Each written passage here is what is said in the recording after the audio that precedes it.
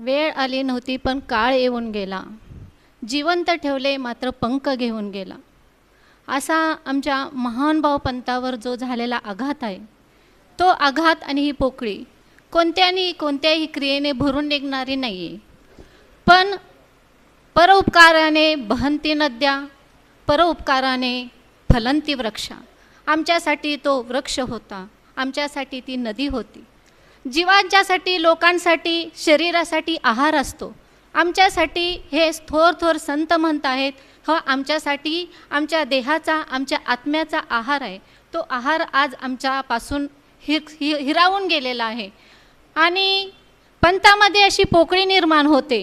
थोर थोर आचार्यांचं जाणं म्हणजे खूप मोठं दुःख आहे. आणि हे दुःख कोणत्याही क्रियेनं भरून निघत नाही.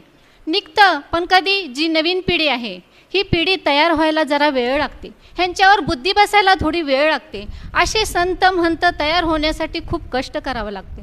आणि हा जे चंदन होतं खूप वेगळंच होते, कारण ह्यांच्यापासून हा सुगंध इथपर्यंत आलेला आहे.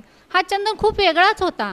जरी एका खोलीत असला तरी त्यांचा सुगंध बाहेर दरवळायचा. आणि त्यांच्यापासून आम्हाला खूप मोठं, त्यांना पाहू आम्हाला शास्त्र आचरण्यासाठी, धर्म आचरण्यासाठी जे बळ यायचं ते खूप वेगळंच होतं. आणि हे बळ हळूहळू कुठंतरी आम्हाला असं वाटतं आहे की थोर मोठ्या आचार्यांच्या जाण्यानं आमचं बळ कमी होतं आहे. तर हे बळ नवीन पिढीनं तयार करावं. हे जे पोकळी कमी होतच नाही, पण नवीन पिढीनं हे बळ आमचं तयार करावं, एवढीच माझी बाबाजींना खूप खूप आदरांजली आहे. दंडवत प्रणाम.